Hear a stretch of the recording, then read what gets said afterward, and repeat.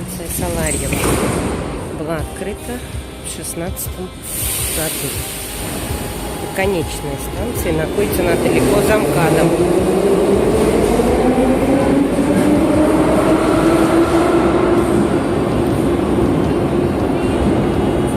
Веселенькие квадратики. Есть лифт.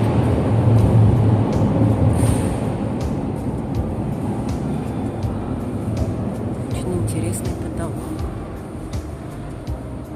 С ячейками с такими. Ну вот. Станция, которая находится в Новой Москве. И отсюда можно добраться до Внуково на автобусе. Станция Румянцево тоже находится за МКАДом.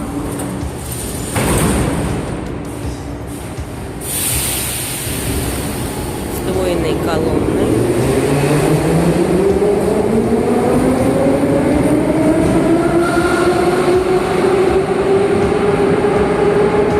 Тоже открыта в 2016 году, и здесь эта станция впервые, на этой станции впервые применили эффект сороконожки. Что за эффект этот, непонятно. Может быть, это то, что по две колонны поддерживают. Ну вот вам сороконожка такая.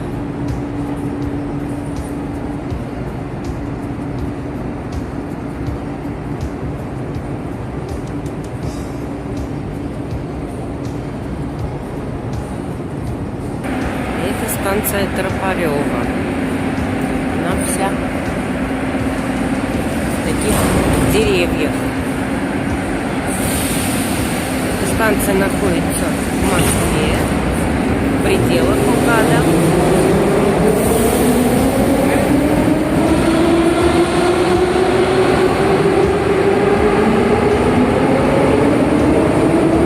Деревья, видимо, символизируют Тропаревский лесопарк.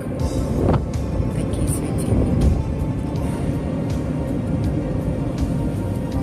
И у каждого светильника лавочка.